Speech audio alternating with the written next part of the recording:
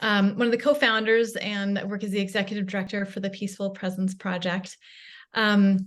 And we are grateful to have all of you here with us this evening for the workshop, Family Directed After Death Care, focused on the end-of-life doula role.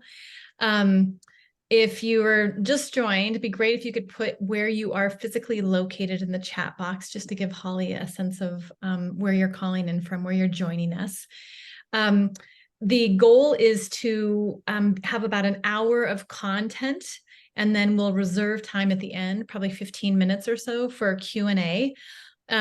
Please feel free to use the chat box if, kind of comments or questions come up that you want to capture. I'll be watching that. Holly's going to be deep in presentation mode, and so won't be kind of watching the chat box as we go through the material, but we'll try to kind of come back. So please use that if you have a question that comes up in the moment, if Holly's presenting something material-wise that really stands out to you. I'm going to give a bio for Holly here in a moment, but Erin, if you could go to the next slide, please. Just wanted to say that we are the Peaceful Presence Project. We are a community-based organization. Our base is here in Bend, Oregon, for those that don't know a ton about us. We focus on the state of Oregon in terms of doula services, and have trained people to the end-of-life doula skill set across, I think it's probably 23 states now, as well as Ireland, Australia, and New Zealand. We work mostly in the kind of programming areas of education, advanced care planning, and then compassionate bedside presence.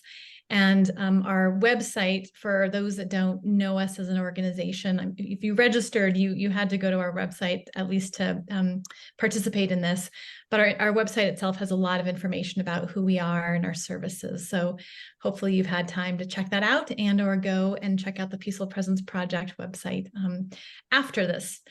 So I am so excited to have Holly Pruitt here with us this evening. She has become a dear friend of the Peaceful Presence Project. We often find ourselves turning to her with questions or need for consultation. In terms of her bio, she is a certified life cycle celebrant. So she works with a lot of families and communities to create ceremonies that support transitions, bereavement, remembrance, end of life, etc. Really skilled in that. She's a home funeral guide and the co-creator of the Oregon Funeral Resources and Education, which is a non-commercial website that is designed to inform Oregonians about resources and their legal rights when death occurs. And she'll be using that website as a means of guiding some of this conversation. She is a conversation leader and consultant. She's done amazing things like creating the Death Talk Project, which supports honest community conversations through workshops, rituals, community gatherings. She is a certified in thanatology, death, dying, and bereavement by the Association for Death Education and Counseling. And she is also a graduate of the Peaceful Presence Project's end-of-life doula training, our professional course. So we want to open just with a video that talks about home death care. And Holly is one of the featured speakers in this really short video. And then from there, Holly will take us into the rest of the content. So we'll open up with a video and then pass it to Holly. Thank you. And Erin's our behind the scenes tech navigator here. So she's worked. There we go.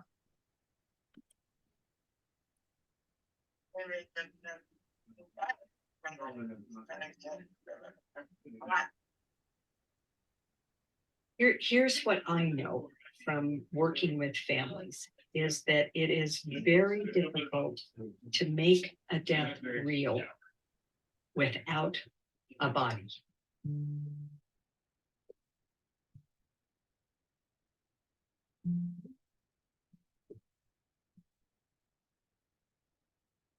I watched the life just evaporate from him. He didn't go out in a body bag within 2 hours.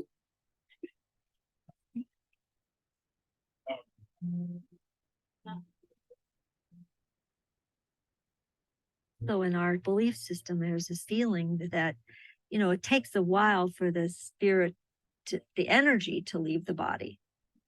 and that it's better to leave the body in place and allow that process to happen naturally. Really initiated out of Linda's desire to have create a very conscious environment around David's death at home, and to keep his body at home for at least 24 hours, which is something that most people aren't aware that they can do. They were able to fill the home with beautiful flowers, with all of the photographs of their family life together, and to really create a sacred space.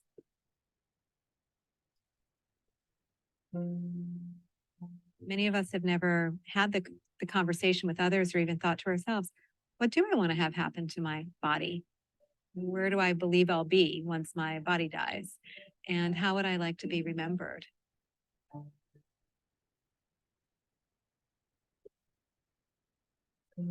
Our pattern around death has been interrupted.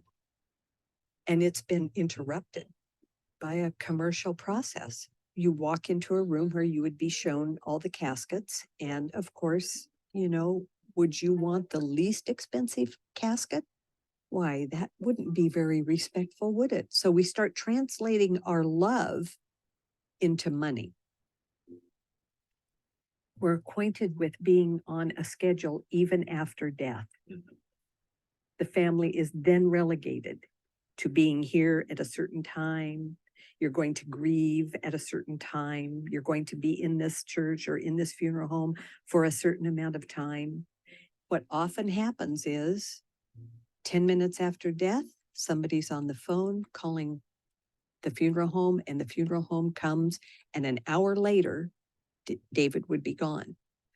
And there's no shift. And all of a sudden you're walking behind the gurney and they're taking David off, and you walk back into the house and it's empty.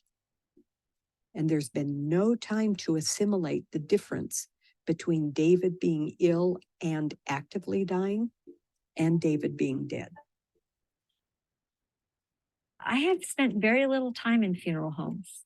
I went to a memorial service, and it's sort of like being in a hotel.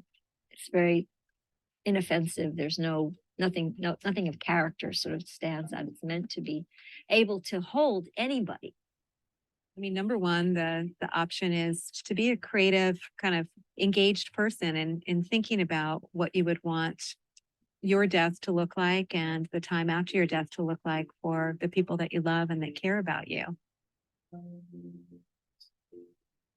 No matter how many pills, no matter how many operations, no matter what, the end result is the same. So let's get acquainted with that.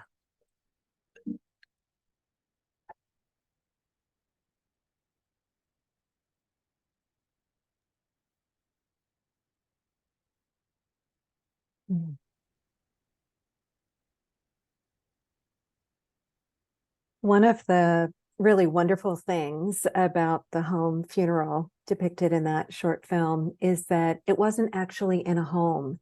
It was in an Airbnb 3,000 miles away from where Linda and David lived, Washington, D.C.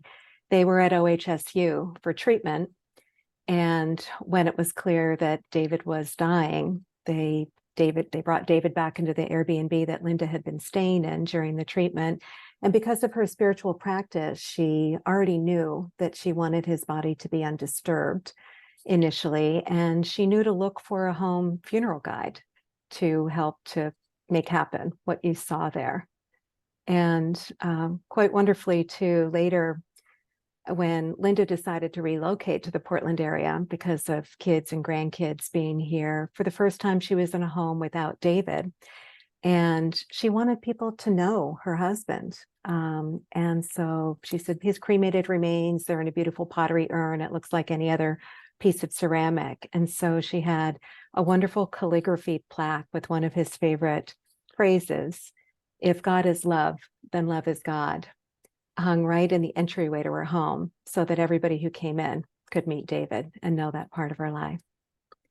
So let's go to the next slide. And I want to thank you all for being here. One of the purposes of this presentation is to expand our understanding of what might be called a home funeral and where it can even happen, and why it matters, what is often misunderstood in this area, and what the law actually requires. There are a lot of really wonderful resources devoted to the more ritual and ceremonial aspects of family and community-directed care after a body. So my focus today is going to be more on the systemic barriers that families may face to exercising their rights, and the role of end-of-life doulas and other professionals and community resources to address those barriers. So as Elizabeth mentioned, throughout, I'm going to be using a non-commercial public information website as our reference tool, and you'll receive a number of specific informational links along with a recording after this session. Thank you all for sharing your time tonight and for the possibility of your sharing this information more broadly in your own communities. So let's go to the next slide. Here is the website, Oregon Funeral Resources and Education, that I'm going to be referencing. And I know many of you are not from Oregon, which is fantastic. The good news is this site was modeled on one created initially in New Hampshire by Lee Webster. And we have replicated it for Washington State. I know Washington's in the house, also for Arizona, also for Vermont. And those of you from states that I haven't mentioned, if you have a passion for developing a similar resource for your state, you can use the contact form here, and I could put you in touch with Lee about the possibility of forming a team to make one there. So please forgive me if my examples are Oregon specific, but my intent is that you can use that as a framework to explore what is legal and possible in your own state. Let's go to the next slide. This slide shows the team that came together, all of us volunteers, home funeral, green burial, and legal advocates. We created the site in partnership with and in response to inquiries from Kelia Carver, a bereaved mother from Maupin, Oregon. We can go to the next slide. The site is dedicated to Kelia's 4.5-year-old son, Max, who tragically fell through ice on a pond at their ranch while the babysitter was watching his younger brother. And after he was life-flighted to the hospital in Bend and pronounced dead, his parents told the authority that after they completed the medical examiner's investigation, that they wanted to take him home, where they would bury him in the family cemetery on their ranch next to his grandmother. And the deputy medical examiner said, "Well, I'm sorry, I don't think you can. I think only enrolled tribal members are able to do that." And then compounding their anguish, the funeral director that they felt compelled to hire, who took custody of their son's body from the hospital, was himself misinformed about home burial regulations in the state. And they had to call a lawyer in order to secure their right to do what they had wanted to do for him. So ultimately, through their tremendous determination, they were able to give Max a beautiful home burial, and you might see a few more photos from that.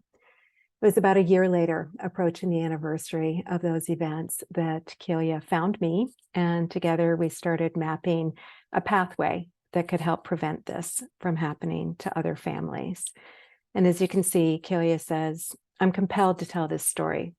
I hope with all my heart that this information about caring for your own dead will reach those who need to know it. I hope that you get the chance that I was denied to lay with your dearly departed's body in the privacy of your own home, keening until your voice is gone, spending those last hours with the body that you hugged and kissed, talked to, and laughed with." Go to the next slide. Our first stop, once the content for this site was developed, was to take it to the state medical examiner to vet our information. We wanted to make sure that we had it all right, and also to address the mistake that the deputy medical examiner had made in misinforming Kelia and the hospital. He took the immediate next step of working with us to design an update to their annual training. And he said, he's now the permanent chief medical examiner, Dr. Hurst, this will be a good resource for families as well as investigators. Many people out there are just legitimately unaware of this option that families have. We will continue to present this topic in our yearly Death Investigator course to hopefully minimize the chances of future miscommunication about families' rights. Next slide, please. So what is a home funeral? The words I find can conjure up some very specific associations that aren't always as broadly inclusive as they could be. So we like this definition that was originally from Undertaken with Love, a home funeral guide for congregations and families. It's a non-commercial, family-centered response to death that involves the family and its social community in the care and preparation of the deceased for disposition, and or in planning and carrying out related rituals or ceremonies, and or in the disposition itself. These and ors being very key here because we're really talking about a continuum of options. And I also want to note that throughout my presentation on this site, when we use the term family, we mean that in a very broadly inclusive way too, to chosen family, beyond next of kin, whoever is the social network for the person we're talking about.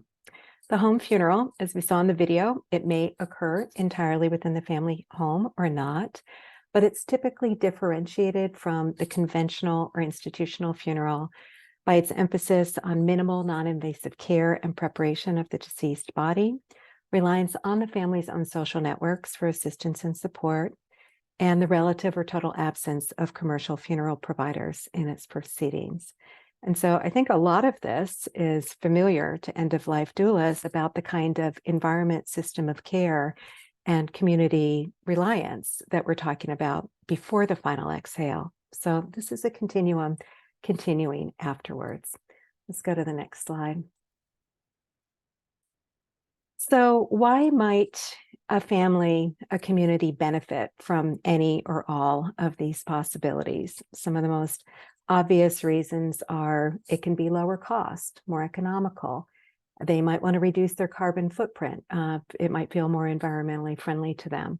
There can be a full range of religious, cultural, or spiritual beliefs that this can be more aligned with. It may be about continuity of relationships, as we saw Nancy speaking to the relationship with the person until the moment of death, after the moment of death, and breaking down that bifurcation there. For some, this is a very helpful tool in active grieving and in community mourning. For some, it's important to retain control for a range of reasons. There may be regional or cultural preference for more do-it-yourself role, perhaps among ranch families, for example. Each person's reasons, each family's reasons are going to be different. And the default practice of calling the funeral home right away, and most of this happening out of sight, out of mind, may be exactly what some families want and need.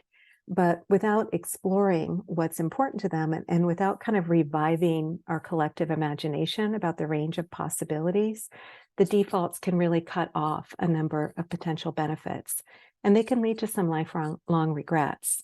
One of the stories on our site is the woman who met with the director of the assisted living facility that her father was dying in, and she said, "We'll be transporting his body to the Green Burial Cemetery. We'll be taking him out the front door because that's how he came in."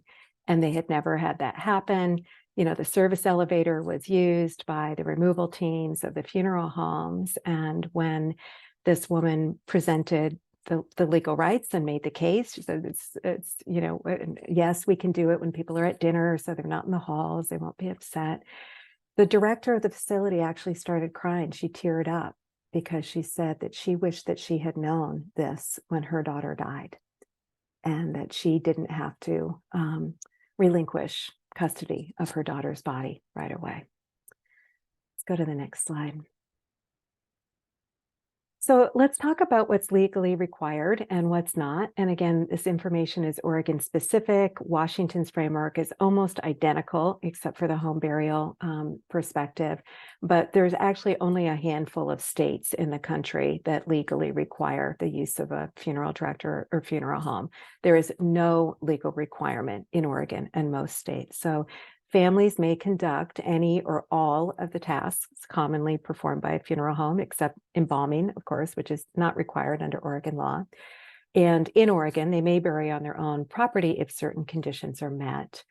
So this may involve, again, any or all of, bathing and dressing the deceased, sheltering the deceased at home, spending time with the deceased that before the death. Now, we as doulas may call a vigil, but may be called a vigil after the death, can also be called a wake, a viewing. Families can file the death certificate, can obtain the transportation permit, can make the arrangements for final disposition, transport the body home from place of death, if not home, or to another community site. I once did a community workshop preparing in a co-housing community for a fellow entering his old age who wanted his body to be laid out for visitation in their community meeting space and wanted the support of his community for that. And certainly transport to the place of final disposition and make arrangements for ceremony. Let's go to the next slide. So the legal authority and all citations around that are found under our How To tab, which we'll see another screenshot of how to learn the law. If we go to the next slide. Oregon law, Washington law as well, provides for families who choose to retain custody and control of the body of a loved one and care for their own dead in a framework that is called person acting as a funeral services practitioner. It is so clunky and awkward. FSP, funeral services practitioner, acting as a funeral services practitioner. Anyone may be designated in this role by the family, by the next of kin, or by the person before they die using an appointment of persons form. And we'll send out a link to an example of that. But the person may not be paid. If the person is receiving any compensation for this, then they do need to be in the licensed and regulated framework. So let's go to the next slide, please. What's even more important is to know what the law does not require of families. Oregon law does not restrict families from caring for their own dead or prohibit families from providing transportation. Certainly does not require embalming. Oregon law does not require the use of a vault, although certain cemeteries may require that in their own policies. And most importantly, in terms of the kind of misinformation that's out here, there is no restriction for the length of time that families can spend with the deceased before final disposition. There is also no requirement for refrigeration by families. Now, those regulations are consumer protection regulations applying to commercial funeral providers to make sure that bodies are being stored safely and appropriately. And if different facilities may have timeframes on how much time there may be before they need the bed, before they need the room, and that type of thing. And families may find it comforting or just logistically helpful to slow the decomposition of the body through keeping the room cool or through cooling the body with dry ice, with Technique ice, with other products. But it's not legally required, and it's not unsafe in most circumstances either, with the kinds of timeframes that most families are going to be interested in. So this is a place where there's a lot of conventional wisdom, particularly among hospice, around kind of a 24-hour rule. And there is no place in Oregon law where that is directed towards families. Let's go to the next slide.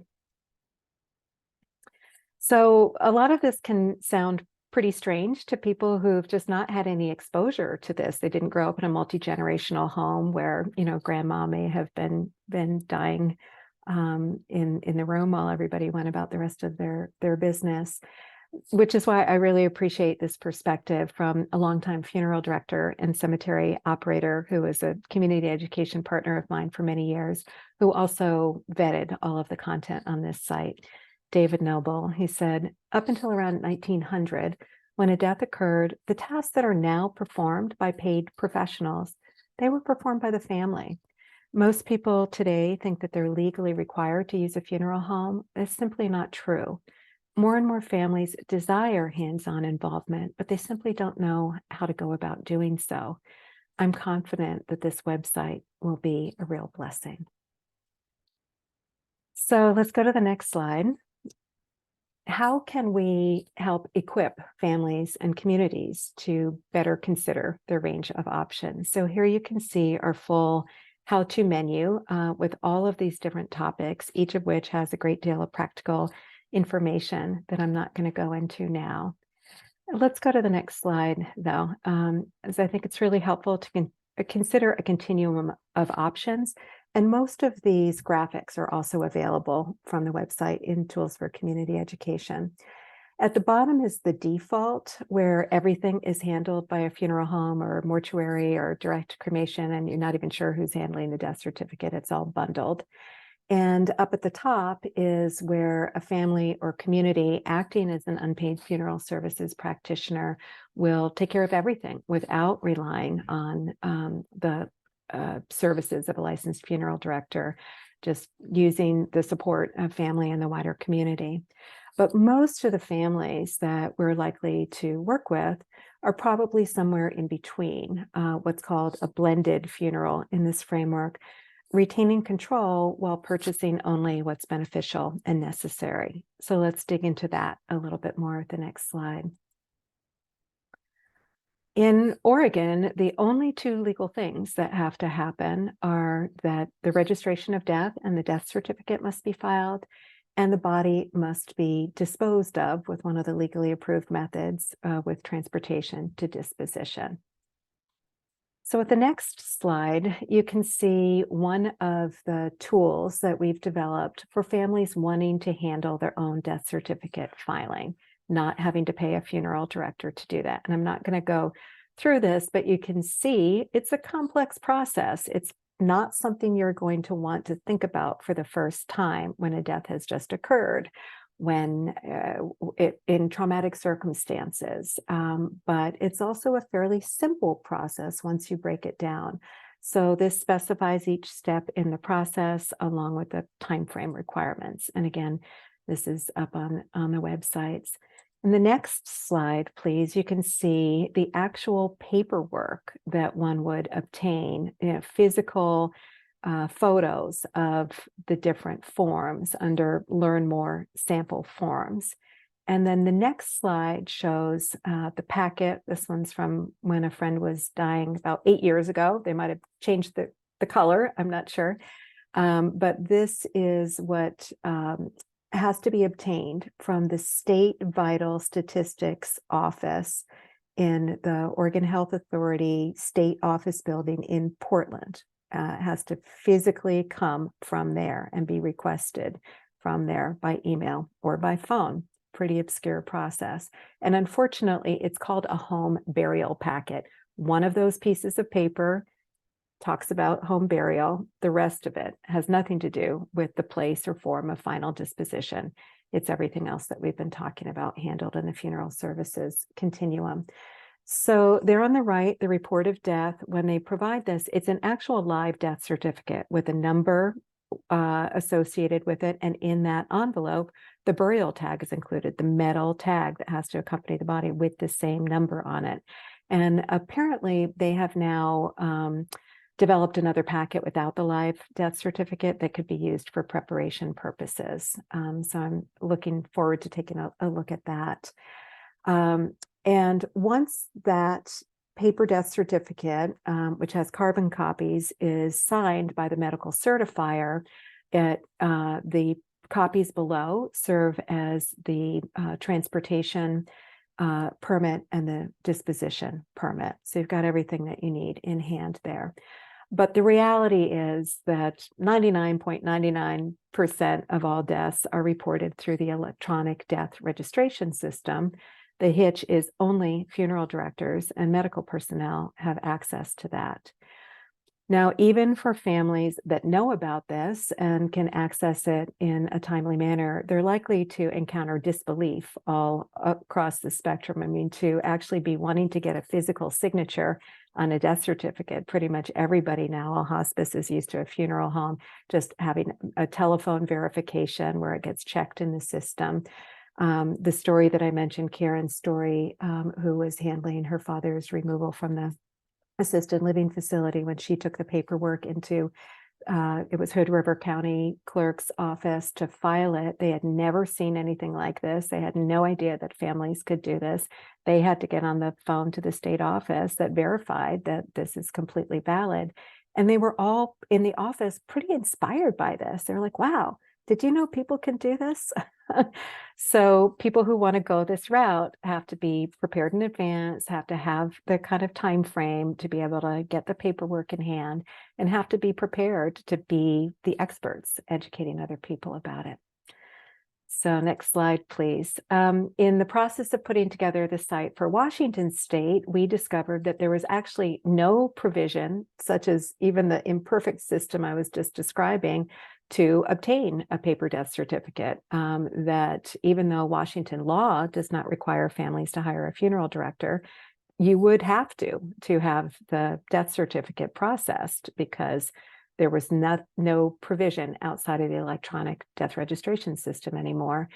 Using the leverage of the pending publication of this site and some other workarounds that we had kind of contemplated, prompted the Washington Department of Health to say, oh, no, we're compliant with the law. We actually do have a process. We said, we'd like to see that, please. Where would one find that?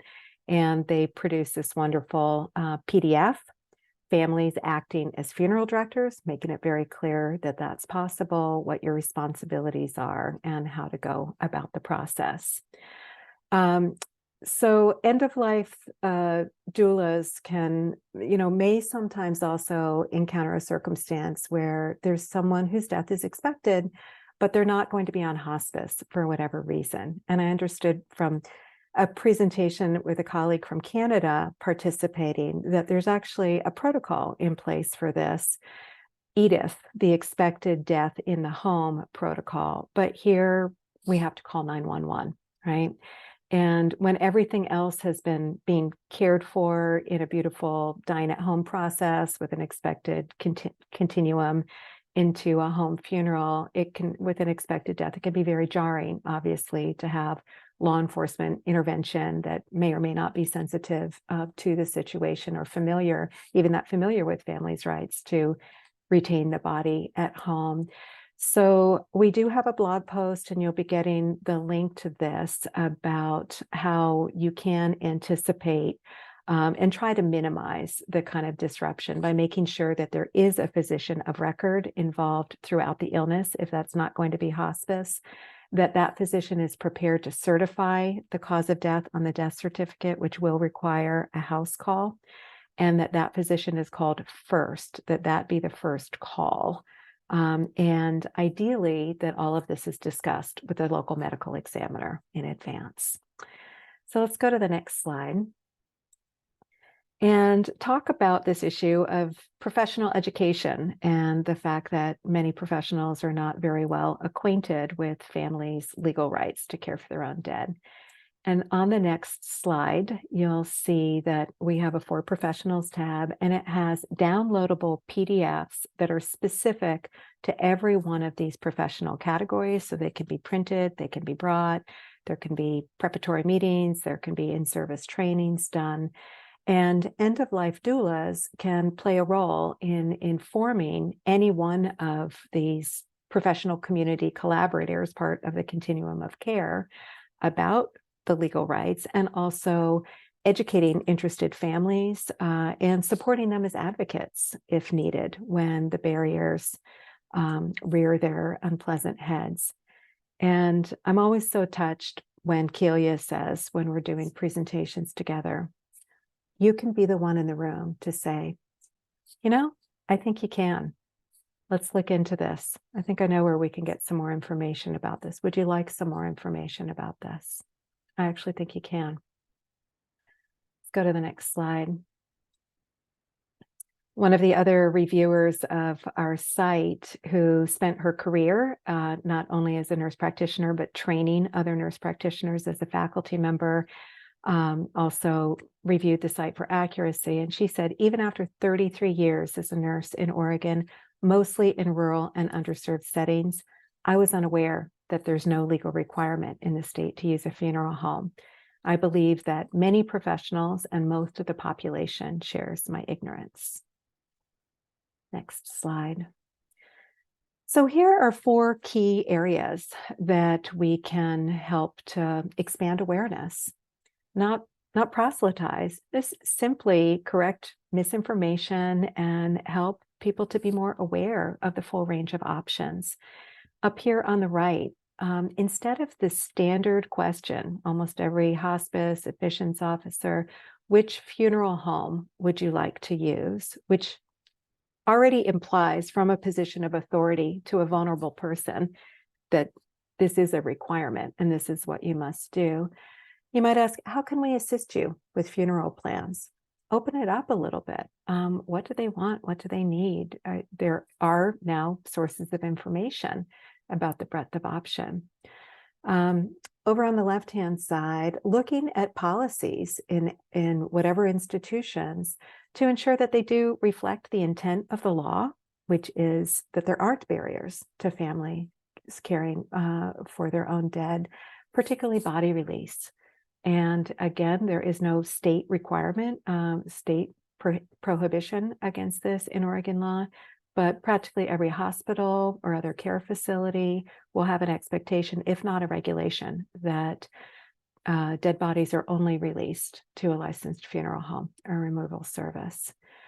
In-service trainings to introduce more family-friendly policies and a range of perspectives. I was so touched when Keely and I met with the whole spiritual care department at Providence Hospital in Portland just before the pandemic. And one of the members of the chaplaincy staff was a priest from Africa. And he just shook his head and he said, you know, all of this that you're calling here, it's called a home funeral. In my village, this is just how we care for each other. You know, nothing strange about it. And lastly, by having this non-commercial website, OregonFuneral.org, it provides something that can be listed on information sheets where funeral homes and other resources are listed, because you don't necessarily want to get into the full range of what this could look like with every family, but they can take a look for themselves if they know where they can find the info. Let's go to the next slide. One of the most rewarding pieces of early progress for Kelia particularly was securing a change in the St. Charles Hospital body release policy, the hospital where her son was declared dead. Even though, strangely, if you could see the small print on this, it's titled Release for Home Burial. Again, it has nothing to do with the place of final disposition, the form of final disposition. The family is signing off that they will comply with all laws and regulations and that they will release the hospital from any liability. So even though we didn't love every piece of the wording, it was really a huge and kind of redemptive piece for Kelia's family to see this put in place. And then on the next slide, you can see 2 information sheets. On the left is from Providence Hospital, where they've listed Oregon Funeral Resources and Education, along with all of the Portland area funeral homes. And on the right was from St. Charles, and you can see that they actually retitled Funeral Homes and After Death Resources and included this under additional. So next slide, please.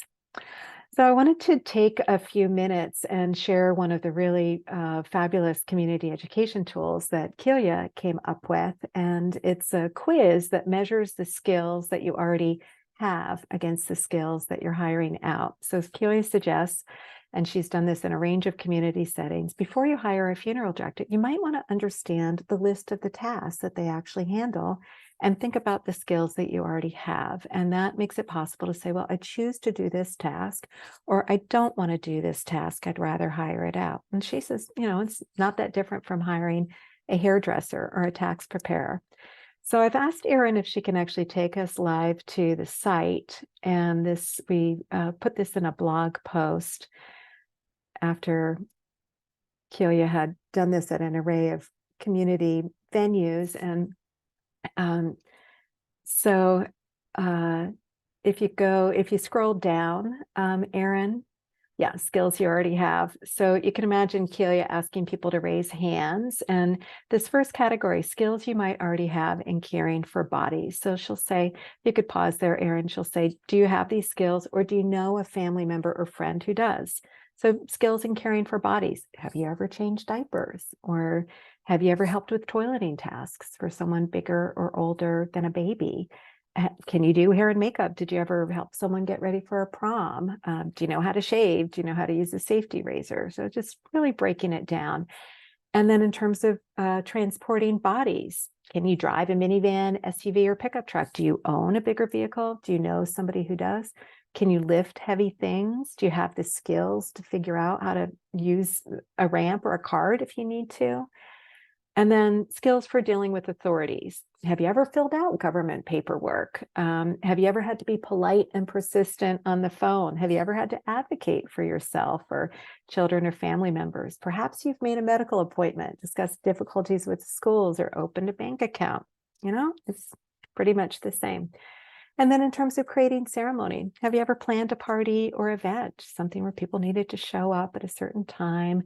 Do you have carpentry or sewing skills or other skills? You might want to create your own casket or shroud, or maybe decorate one that you get commercially. And in each of these areas, we link back to the places on the site where you can get more how-tos. And the bottom line is, these are the skills that we are hiring out when we engage the service of a funeral director. Thanks, Erin. So this takes us to the issue of how to work with a supportive funeral director. And Lee Webster, national leader in all of this community education and the originator of this first site, she said, what home funeral families are by and large looking for is simplicity, self-reliance, personal responsibility, and a shared intimate experience that only they can conceive of and conduct. But they may sometimes need a funeral director to help with parts of that. So I spoke with Deborah Threadgill in the Portland area. She's a licensed funeral director. She runs an independent funeral home with her husband out of their home in Beaverton, Oregon. And she's also trained as a home funeral guide and an end-of-life doula, and is a resource for many doulas in the Portland area. And they're distinctive in many ways, but one of them is that they actually offer, this is their general price list, it's on their website, this is a printed out copy, in their miscellaneous category, they offer to assist with death certificate filing, and only death certificate filing, for a $150 fee, which might sound like a lot, but it's very hard to find anybody who will do that outside of charging their full basic services package fee, which is generally well over $2,000 and includes many things that a home funeral family will not want or does not need.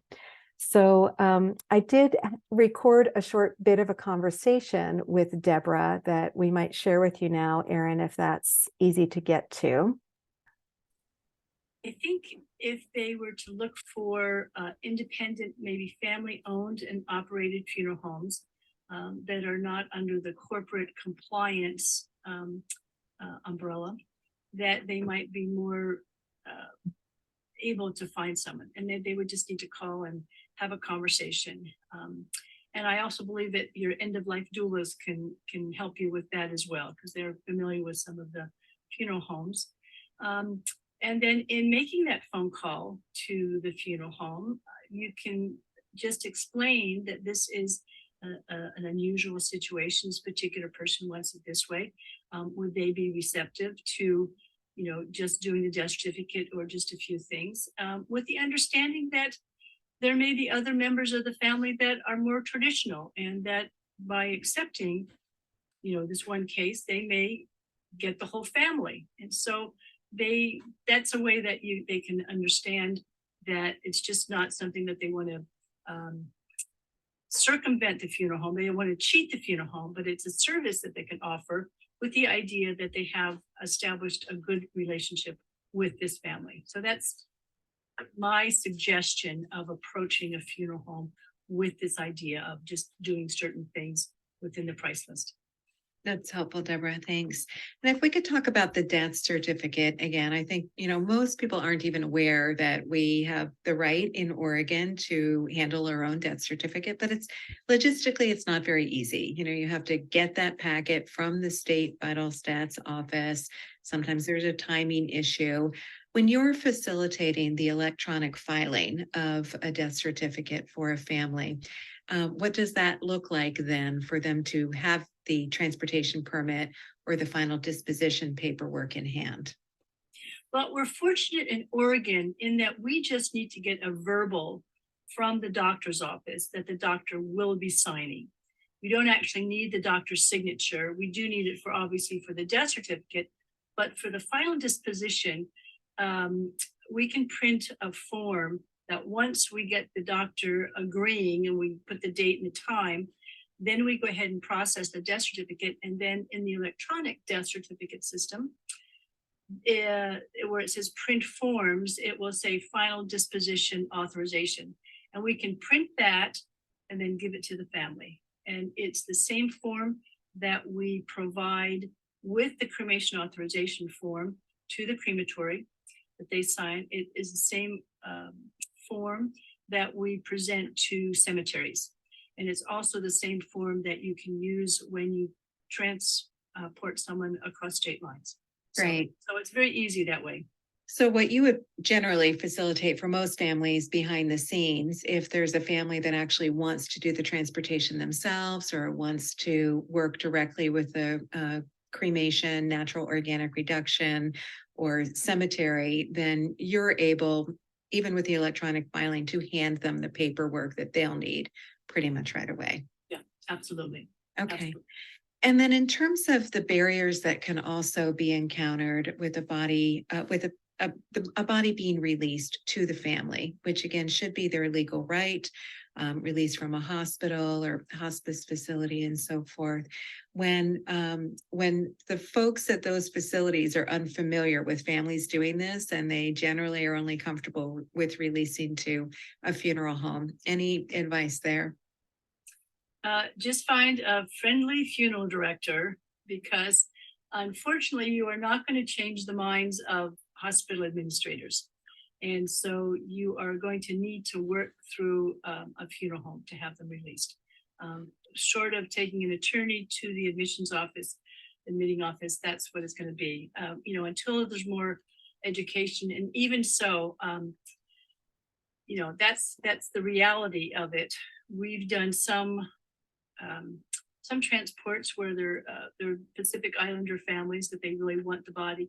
The person died in the hospital, and we would go and pick up, do all the discharge papers to the hospital, transport them to the home. They'll be there for 3 days, and then we can transport them to wherever, or they could transport. So it's just a reality. I mean, you can fight it, but the reality of it is just find a funeral director that would work with you for the hospitals. Thanks. They Erin, yeah. So there you can see that in many cases that's you can fight it. And do you want to be fighting it? Like Kyoi's family, after the death has occurred, maybe in very difficult circumstances, or you just have to go with the program, with the conventional wisdom, because that's what's easy. That's the groove that everybody's used to operating in. And what I think we're doing here tonight is contemplating the possibility of a third option, which is that we can do proactive community education, professional training, advanced coordination in where there is anticipated death, to address the likelihood of these barriers and to try to do the problem solving before it's fighting it at the time with a lawyer, or conceding to hiring services that you may not have otherwise wanted. So with that framework, I'm going to move in just a moment towards hearing your comments and questions, but I just wanted to highlight that also on this site is this beautiful library of stories, similarly on the Washington site, and families have so generously given of their experiences, illustrating such a huge range of circumstances, including encountering and addressing some of these barriers. We also have a really extensive glossary of terms that I think is fantastic reading all on its own. The sample forms that I showed, tips for paying for a funeral, materials for community education, including downloads of some of the things I showed you, resources for the media. We did get some really good news media coverage when we first debuted the site. And then frequently asked questions along with other resources. So the next slide just shows you the beautiful array of storytellers on the Oregon site. I encourage you also, the Washington site has some really helpful examples as well under the stories. And then lastly, before we hear what you have to say about all of this, I just want to offer this perspective on restoring knowledge to the community about caring for our dead from Stephen Jenkinson, an interview he gave. He said, the principal responsibility for anyone who has any, let's call it death capacity, is to democratize the wisdom around these matters, democratize the understanding, decentralize it. See to it that you dismantle the notion that this should be a specialty. These are ghettos. When you have specialization, you have a terrible disintegration of the community's capacity to be a community. You're entrusting fundamental human function with specialized technical knowledge. You've confused these two things, and you're undoing the community's capacity to be a community. So with the final slide, I'll just show you there's a contact form up there. You're welcome to use that if you have questions about the site or you want to talk about possibilities in other states. Or also Elizabeth will be showing you the sites for my other work, and I encourage you to be in touch if you'd like to talk further. But Erin, we can stop the screen share now. And Elizabeth, I'm happy for you to field any questions or comments with however much time you'd like to give us for this.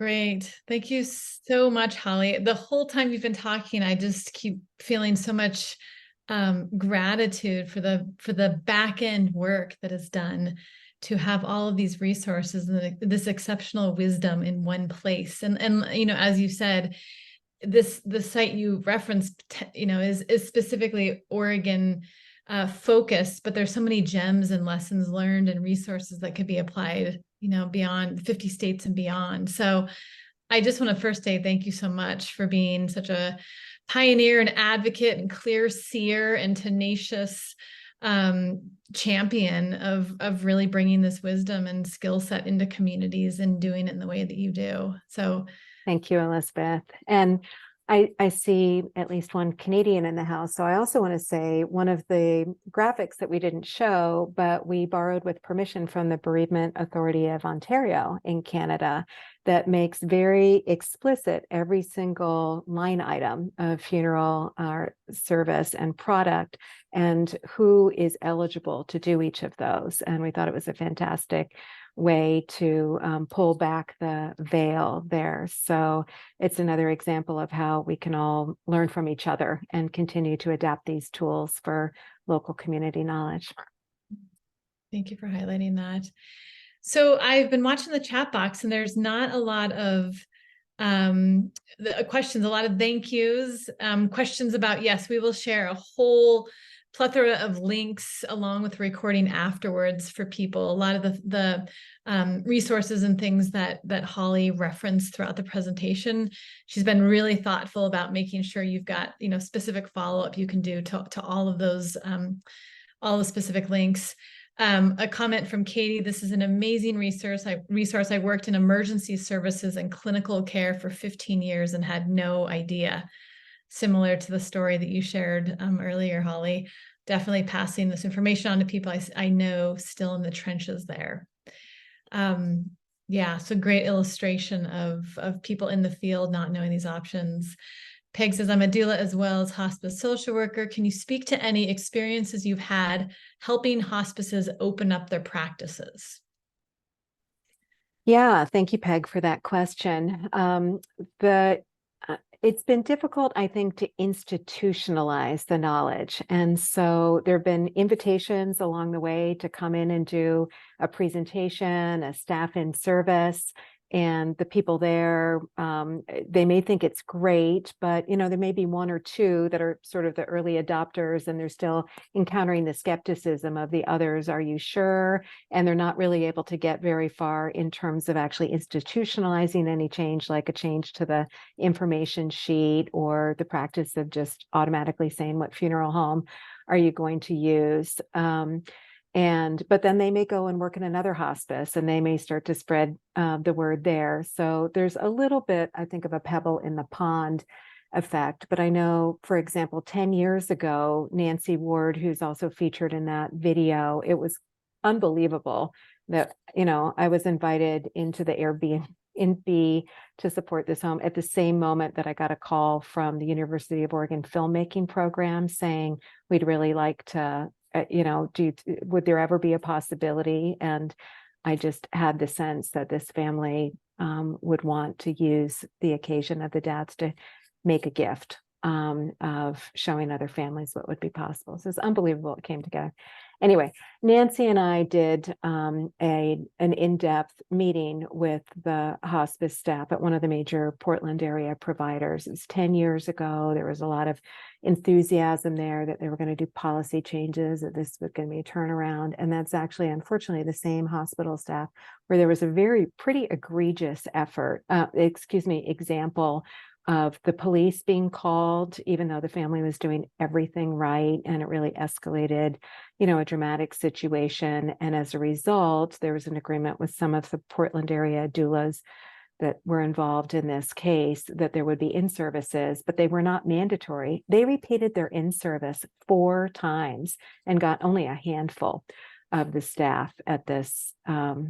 So it's really tough. And one of the reasons that I love the Peaceful Presence Project is because of the systems approach and really looking at how we can go upstream. And that I think there are more and more community health partners who are getting involved, where we could talk about trying to get in to the information piece. But when I was discussing with Deborah Threadgill, for example, because some of the in-services that are done by funeral directors, right? And I mean, they're going to be the authority on some of these matters. Well, we call it the funeral director. In Oregon, there is 0 continuing education requirement for funeral directors. 0, nothing. They get licensed once. They are subject to regulatory oversight if there are complaints. But I mean, you need annual continuing education, I think, to do hair and nails. So it's pretty shocking. Anyway, a lot of digressions, but I think there's a lot of opportunity for change in hospice. And the question is how to institutionalize that, because as we all know, there's a lot of turnover in any given staff, in management. In the Portland area, we have about 24 hospice providers. Right. Thank you, Holly. I see a hand raised. There was a couple of questions in the chat box that came in first that I just want to get to. Leah says, as a death doula who would like more training around home funerals, where could I go to gain confidence? What would you recommend in terms of training for Leah? Yeah, Leah, thank you so much for the question. I think with the rise of interest in death doulas, the home funeral component, it's a little bit fallen by the wayside. But it's very hard to get practical experience because and you may find this as those of you who have trained as doulas too, there is a lot of interest in providing the service, but there's very little uptake in the marketplace, so to speak, in terms of people being aware of how they could benefit, being able to afford, being able to find someone who in a long list of directories is actually able to answer a phone call and show up and actually have experience. And so to, I think, unless we have, community death care networks, and that requires people's extra time to put together a community of practice, it's hard to integrate in people in sort of apprentice roles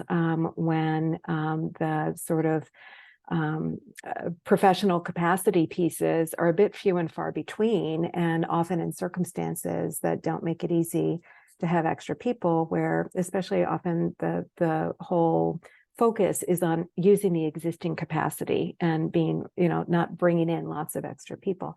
So it's tough, but I think they're, networking with the other folks that are doing the trainings, who have done the trainings, raising this as an issue in any networks, especially of end-of-life doulas, who's working from the time of exhale on. And most of this work is community education and forming relationships, being of service in this way in your own community, your own family network. And that those are the best ways. But you're always welcome to be in touch with me, Leah. We could brainstorm more. Thanks, Holly. And then we'll get to the raised hand. Just one other question that came in. Holly, are you finding more and more people asking for support to handle the after death care, especially given the alternatives for bodies beyond the traditional? Not really. I mean, Oregon and Washington, are pioneers in legalizing human composting, natural organic reduction, the more water-based cremation, and so forth. But there's still largely the expectation that there's an intermediary facilitating that. There's funeral director services that are bundled with those, disposition services, or the aqua cremation in Oregon is not available direct to consumer. So, I break this down from death to disposition piece. Again, people I think are getting more creative about the final disposition stuff, but even talking about witnessed cremation or any other, even in a green burial in a hybrid cemetery, to say, would you like to hand lower the body? Most cemeteries locally offering, even if they're allowing green burial, they're going to have their lowering device there. The conventional wisdom is to spare people and not to complicate things. And again, unless there's someone in the room sort of saying, what might be possible, or these, our imagination is expanded before the at need time. So no, and that's the issue too. There's just not a lot of demand in the marketplace. Like, you can be out there, we got to have access to paper death certificates. They're like, why? Do you know anybody who wants one? Well, if more people knew that they could have one. Thanks, Holly. Let's see. I see Sweet Rhubarb. Please come off mute and ask your question. Thank you. Thank you, Holly. Thank you, Elizabeth. This has just been fantastic. And so my name in person is actually Kelly, and I'm in Ottawa, Ontario. I'm part of Community Death Care Ottawa. And I just had two things I wanted to share from my own experience. And it speaks to what Holly was just talking about. One is that I highly recommend that you find there are people that are interested in community death care and band together, because it's been amazing. Ottawa's a pretty small city, but we've been able to do a lot because we've come together as a collective. But the other thing I wanted to mention, and this is in light of, the question of, are people asking for this, which, I think people in death care are speaking about it, but the public still doesn't know about it. And so what our community does very often are home funeral demonstrations. We do vigils. And so we have somebody pretending to be the deceased. We show what the body care would look like. We show how we might decorate a room. We will shroud the person. And then we will leave the room, with pallbearers, people that we ask to volunteer, singing together, something easy like Amazing Grace.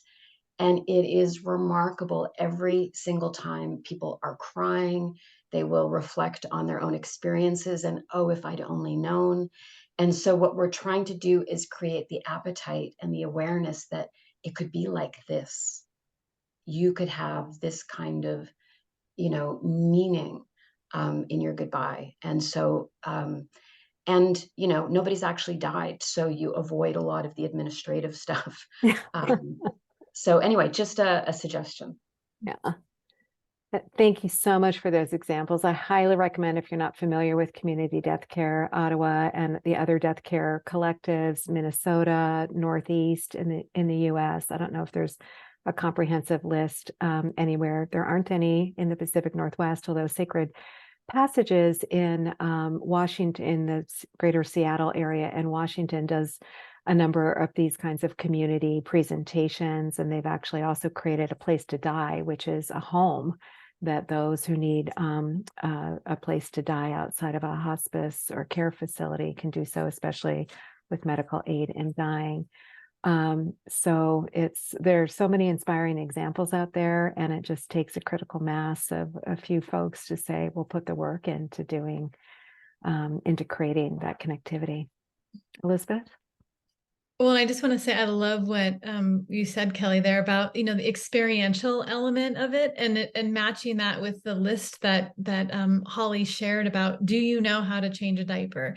Do you know how to lift something that's, you know, to break it down in these simpler terms for people to really, and then to add the experiential piece to really have more of that emotional connection to it is a really, I think, beautiful pairing to really make this feel more accessible to people. So thank you for sharing that example.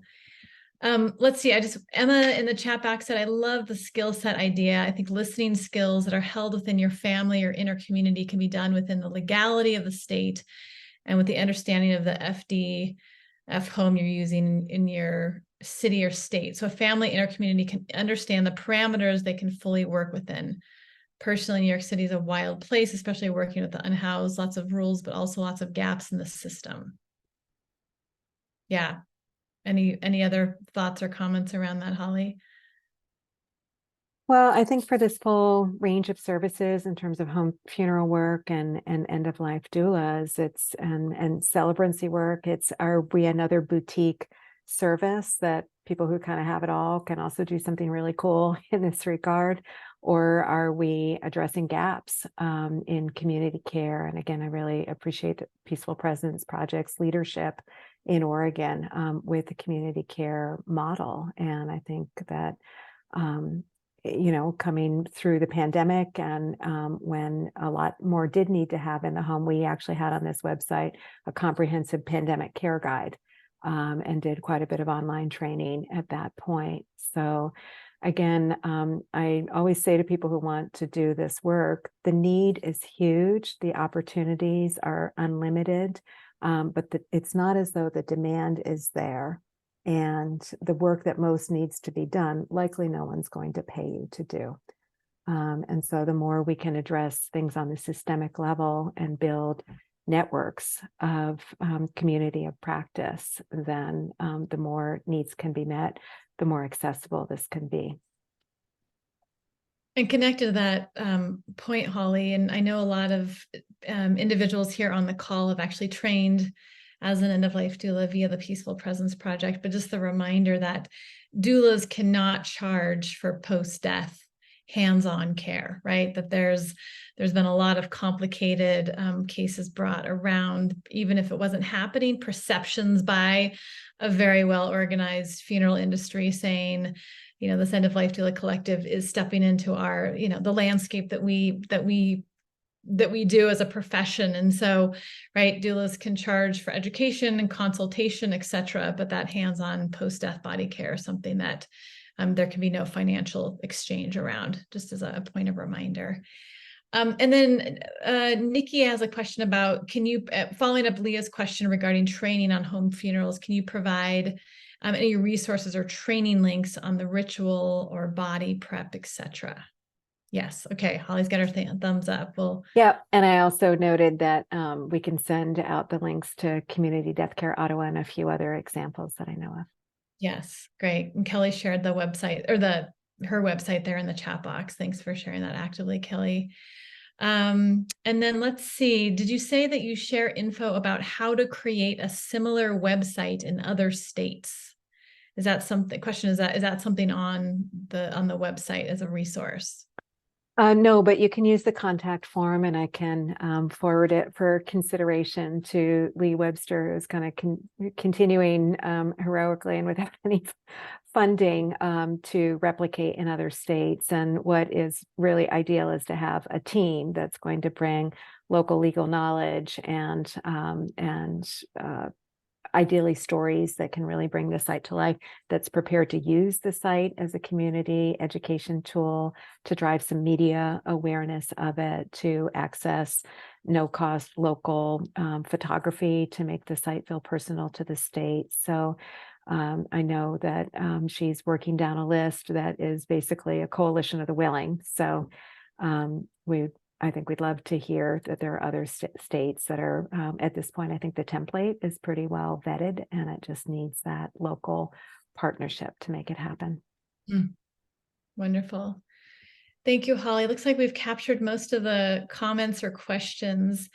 And we're right there about at the time. I'm just so grateful for you being here. I keep thinking about the reverberations of the work. And, you know, we had a client a year and a half ago or so, who's a practicing Buddhist. And I went to meet with the family, and her parents were in the room, some dear friends. And, you know, they said, what she really would want is to be at home for X number of days afterwards. And, you know, kind of thinking about the post death disposition process. And they said most people were out of the state, and said, but we know none of that is possible.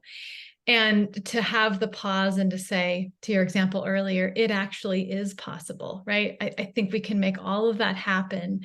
And just to see the way the room changed, and then to have her most beloved people witness what that actually looked like. And the number of people that said, I didn't know this is possible. And I am going to be, you know, a member of this community that is a teacher and a carer of this, you know, knowledge, so that when people say, I want it to be different, you know, I am one of those people that really can advocate for that, or speak the truth around this. So the reverberations of this happen in so many ways that are expected and not expected. And I'm grateful that just so many people joined us here this evening to do the carrying of this wisdom and the torch forward in our respective communities. And let's see, Jen just said, I'm getting trainings in home funerals in Wisconsin with the death midwife on December 9th. So something to check out there. Yeah, there's a lot of different exceptional work happening around this. So we are so grateful to have you all here with us. This will be the last continuing our community education for 2023 for the Peaceful Presence Project. In January of 2024, we'll have a workshop on body donation, kind of all the ins and outs of the body donation process. So we will follow if you don't already have, are following our newsletter, you can go to our website, find the link there, and we send out all this information on a monthly basis. So again, thank you so much for your presence and your interest, and have a lovely evening. Thank you all. Thank you, Elizabeth. Thanks for being